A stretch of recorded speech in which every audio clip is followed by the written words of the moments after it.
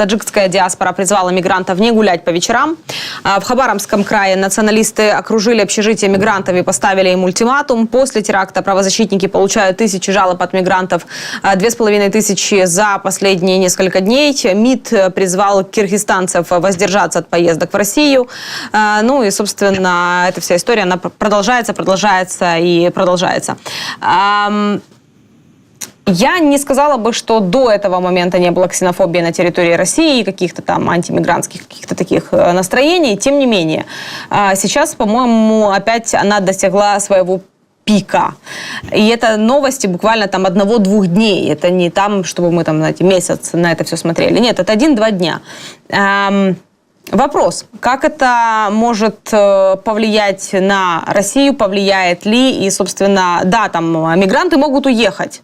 Кто будет, собственно, работать на плохо оплачиваемой работе, остается вопрос. И мигранты могут не уехать, а им могут, например, предложить, я так понимаю, искупить свою вину кровью, в смысле подписать контракт и поехать на СВО. Чрезвычайно важная тема.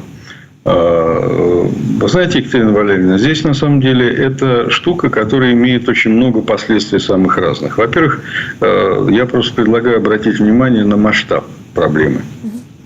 В России на сегодняшний момент официально зарегистрированных, значит, получивших разрешение на присутствие в России граждан Таджикистана это свыше 1 миллиона человек. Свыше 1 миллиона человек. Еще больше граждан Кыргызстана. То есть, причем, действительно, вы правильно сказали, что Министерство иностранных дел Кыргызстана призвало не ездить, а Министерство труда этой республики, Кыргызстана, обратил внимание на то, что идут массовые обращения в социальных сетях, на сайтах знакомств и в других сервисах, на других сервисах, где, так сказать, находятся мигранты, там идут обращения со стороны террористических организаций с предложением о вербовке.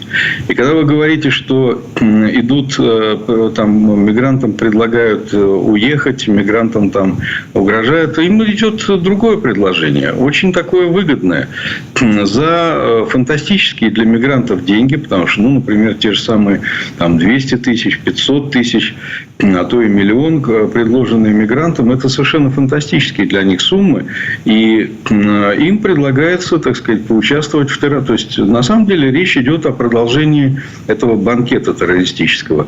То есть, я думаю, что все условия, вся питательная среда для того, чтобы продолжались теракты в России, она существует. Потому что вот эта вот афганская ячейка ИГИЛ, она продолжает действовать. Им надо повышать свою капитализацию на рынке террористических услуг. Они находятся в довольно сложной ситуации. Я имею в виду террористы ИГИЛ. Потому что они лишились своей территории, которая у них была в Сирии и в Ираке. Они оттуда выбиты. У них не очень простая ситуация в Афганистане, где они базируются, потому что они являются врагами Талибана. А Талибан, в свою очередь, является союзником России. Вот. То есть, к России у них масса претензий. Претензии за Сирию, претензии еще старые счеты за Афганистан, еще в Советском Союзе. Претензии за, значит, действия российских спецслужб и российских, значит, вагнеровцев в Западной Африке. То есть, короче говоря, претензий очень много к России. Поэтому они, конечно, будут продолжать. Они будут продолжать организовывать теракты. А питательная среда для этого просто превосходная. Потому что миллионы мигрантов, в том числе из Центральной Азии, это, ну, понятно, что подавляющее большинство, там, 99,9 или там 99% мигрантов из Центральной Азии, это вполне себе добропорядочные работники. И, ну, поскольку я, в общем, все-таки не очень давно из России, я помню, что вот, значит, выходцы из Центральной Азии – это милейшие, приветливые, доброжелательные, добрые, скромные, очень обаятельные люди, как правило.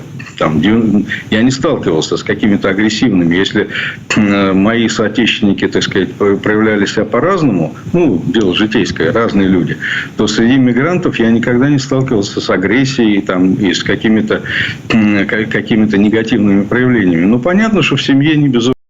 И достаточно понятно, что они находятся в том положении, что они являются, безусловно, питательной средой для вот таких вот предложений. Достаточно там 0,1% людей, которые согласятся на это, на участие в терактах, для того, чтобы эти теракты стали просто массовыми. То есть, это все будет зависеть только исключительно от потенциала самого исламского государства. Поэтому я думаю, что этот теракт далеко не последний. Поэтому вот это вот одно из самых главных последствий. А учитывая импотентность российских спецслужб, которые они проявили весьма убедительно и не раз, поскольку ничего же не изменилось, никого же не будут наказывать. Ну что, можно себе представить, что в результате этого теракта снимут с работы Патрушева, что ли? Ну, правда ведь не смешно. Или Бортникова. Тоже достаточно забавное предположение. Вот. Поэтому все останется как есть. ФСБ будет заниматься крышеванием бизнеса, переделом рынка. Не случайно сейчас, смотрите, какой по счету. Я уже сбился со счета, сколько топ-менеджеров, значит, топливно-энергетических гигантов России, там, от Лукойла до Газпрома, неожиданно, внезапно скончались. То есть, это идет передел рынка. Кто в этом участвует? Ну, конечно, спецслужбы. Значит, они очень заняты тем, что они гоняют, значит, сторонников Навального. Они заняты тем, что сейчас выявляют людей, которые голосовали за Надеждина. То есть, у них есть занятия. Им не до террора. Поэтому террору в России открыта зеленая улица. И состояние, и политика в отношении мигрантов, в том числе и ксенофобия, является... То есть, это вот просто керосину подбавляют в этот костер, чем увеличивают возможности и шансы на появление все новых и новых терактов.